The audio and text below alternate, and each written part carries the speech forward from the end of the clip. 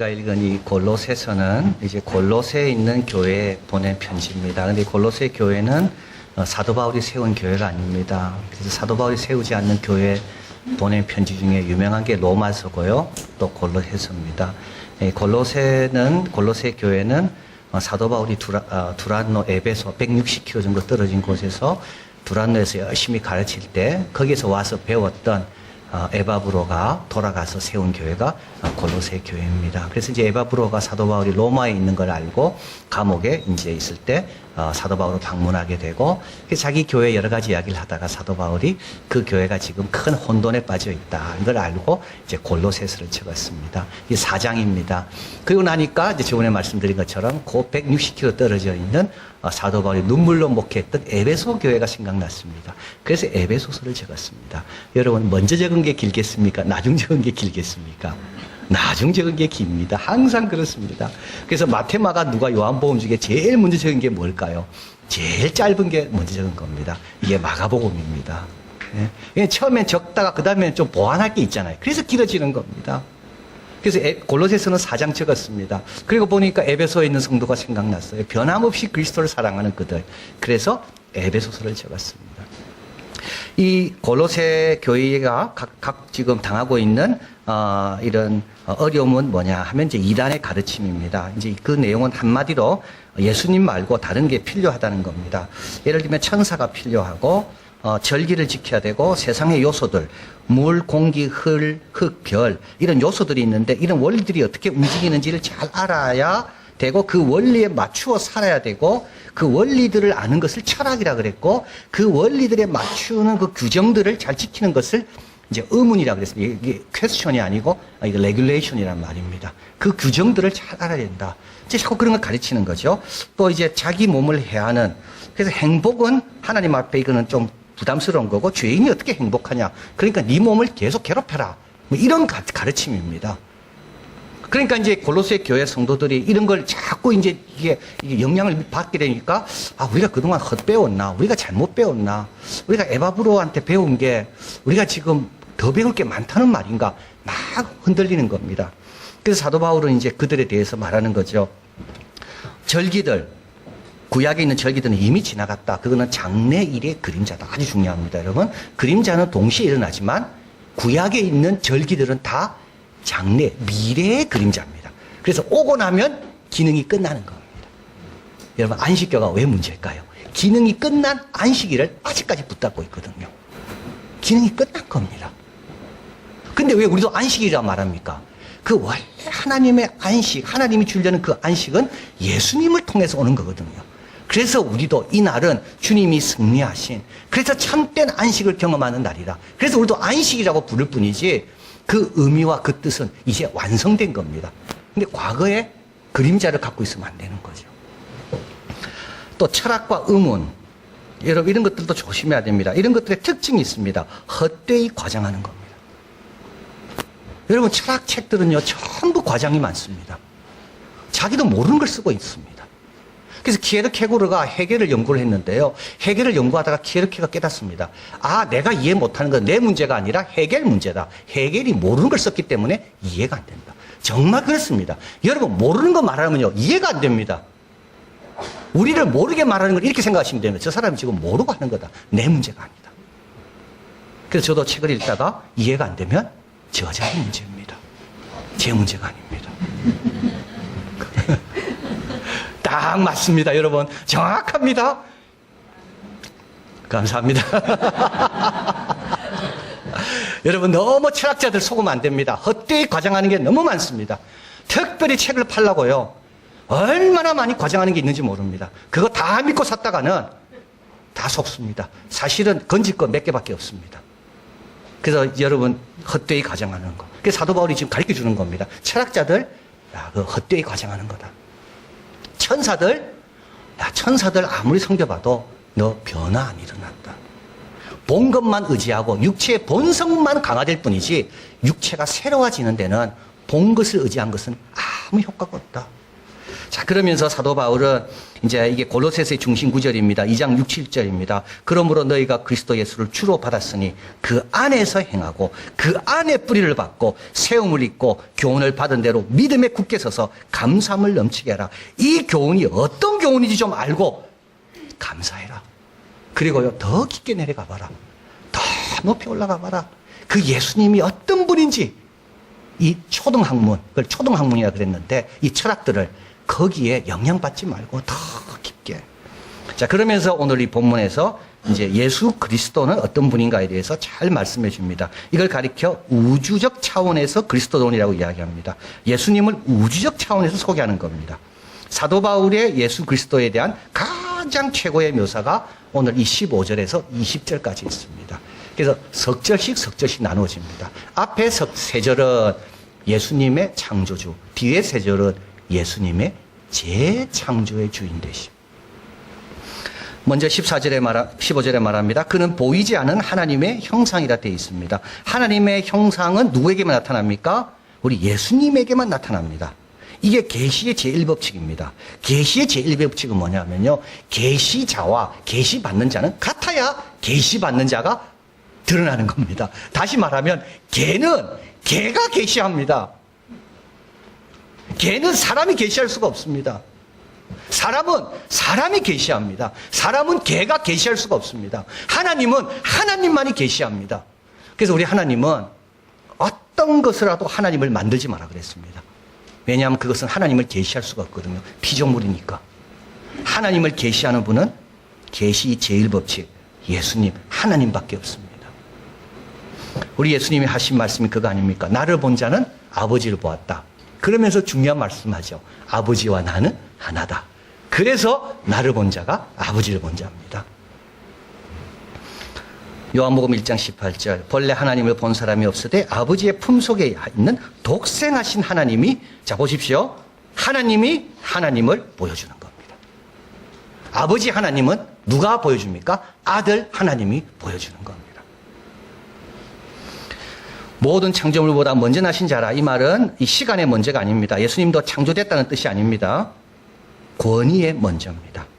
모든 창조물보다 그 위에 계시는 권위에 있어서 1차 원인 되신 분이 예수님입니다. 딴 게 다 허락해도 예수님이 허락하지 않으면 안 됩니다.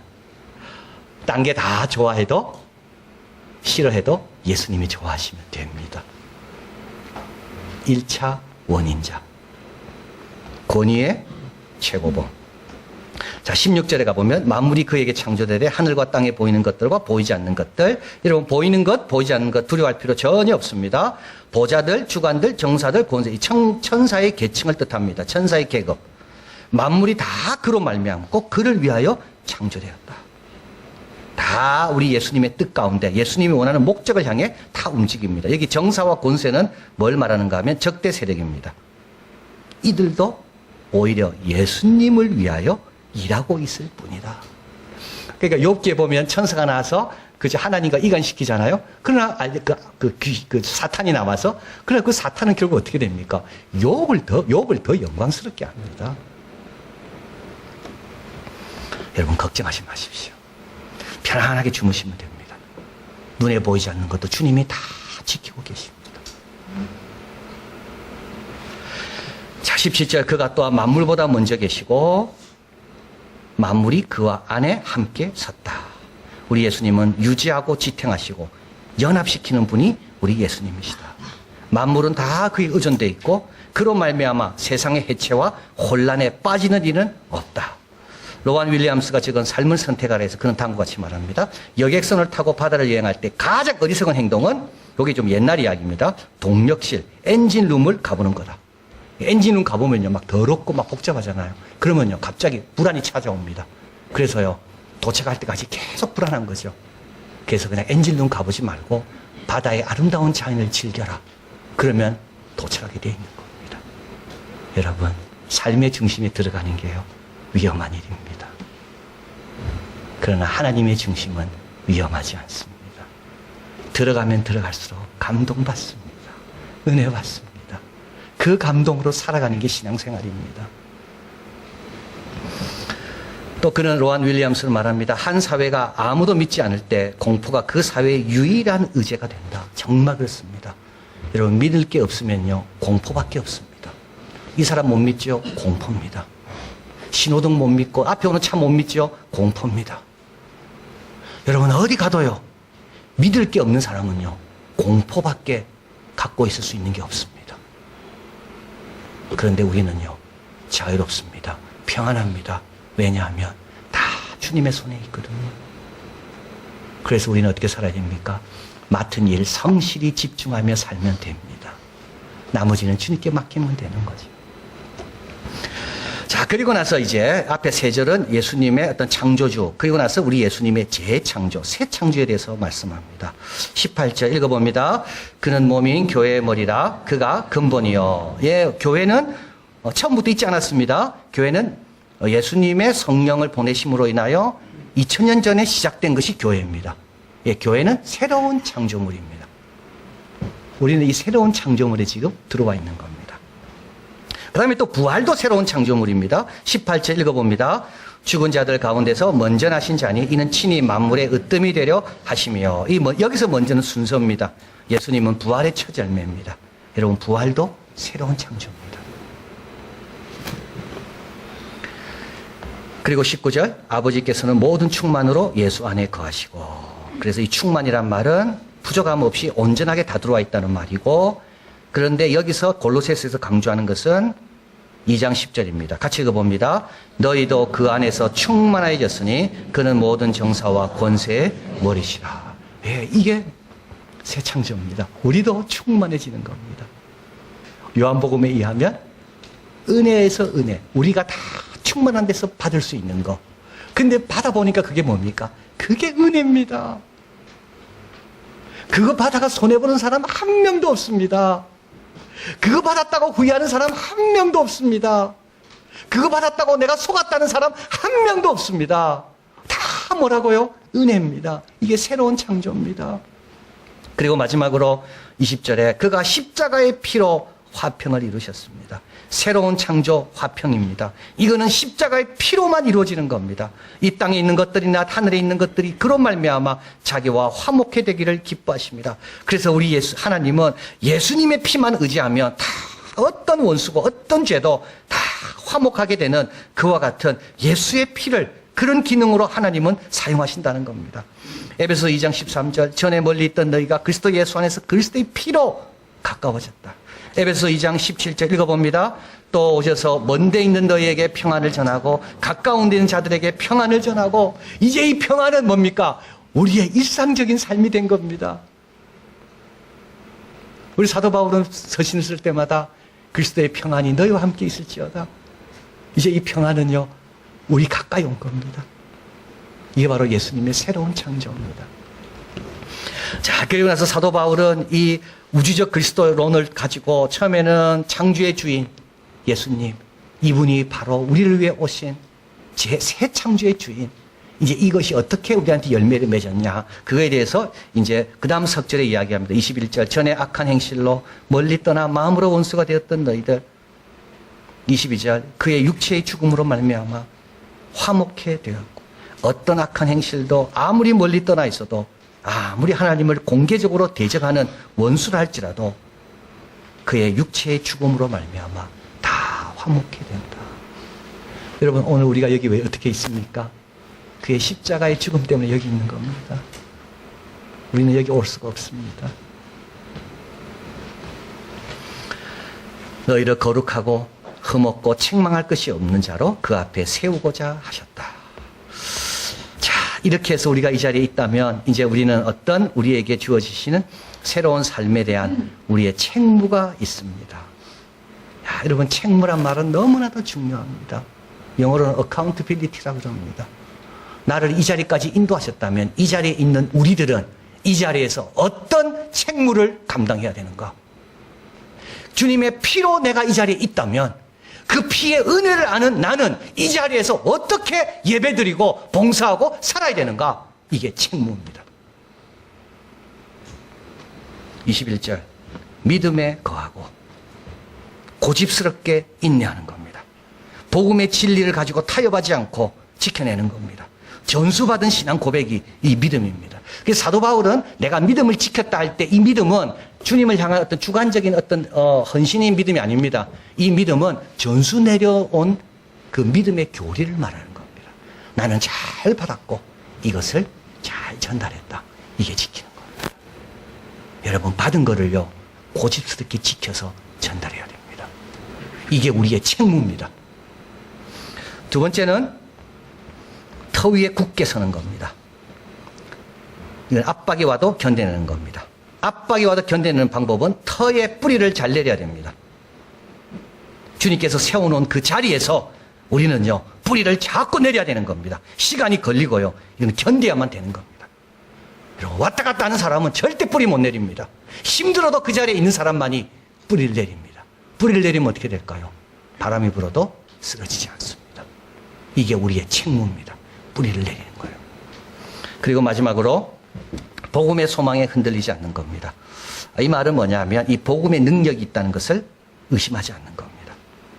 복음에는 열매가 있다는 것을 확신하는 겁니다.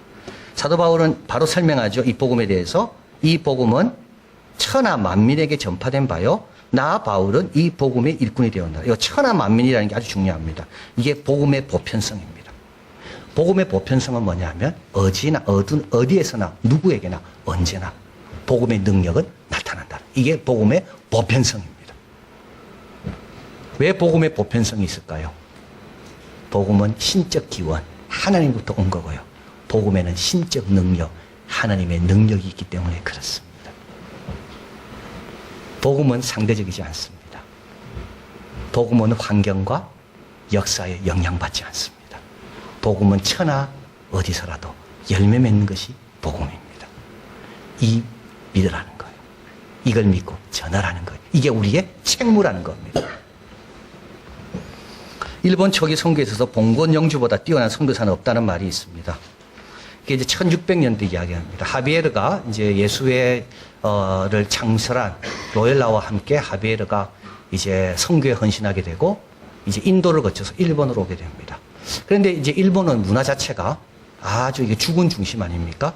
죽은에게 충성해야 되고 죽어도 죽은 옆에 죽는 것이 제일 영광이고 전쟁에서 패하는 것보다도 더 수치스러운 것은 죽은을 배반하는 게 더 수치스러운 겁니다. 그러니까 죽은이 어떻게 하냐에 따라서 다 영향을 받게 되어 있습니다. 근데 이제 하베르가 처음에는 잘 몰란 거죠. 그러나 나중에는 알게 됩니다. 죽은에게 선물도 주고 이제 이러면서 어떻게 됩니까? 그 다이모 영주 봉건 영주들이 그 자기 성을 탁 열고 허락해주면 막 복음이 막 왕성하게 일어나는 겁니다. 그래서 이제 봉건 영주보다 뛰어난 선교사는 없다 이런 말이 이제 나오게 되겠습니다. 다카야마 우콘이라는 번주입니다. 번주. 그러니까 봉건 영주죠. 12세 때 그는 세례를 받고 22세 때 성주가 됐습니다. 아름다운 천주당을 지었고요. 신학교도 세웁니다. 영지 주민 2만 5천 명인데 그중에 1만 8천 명이 기독교인이 되었습니다. 다카야마 우콘이라는 이 영주는 도요토미로부터 신뢰를 많이 받았습니다. 도요토미 히데요시는 임진왜란을 일으킨 사람이죠. 그래서 쌀 2만석 성지에서 쌀 6만석 성지로 승급됩니다. 그런데 도요토미가 이제 기독교 갖고는 안 되겠다. 자기의 통치를 더 철저히 하려면 기독교는 이게 또 다른 하나님을 섬기기 때문에 불안하죠. 그래서 이제 기독교를 박해하기 시작하며 영주들에게 기독교를 버릴 것을 명령합니다. 그런데 이 다카야마 우코는 6만 석의 영지를 다 반환해 버립니다. 신병, 병록, 영지 다 포기합니다. 여러분 영주에게 이 말은 뭡니까? 이런 행동은 이거는 굉장히 굴욕적인 겁니다. 다 포기하고 일반 사람처럼 내려온다는 거예요.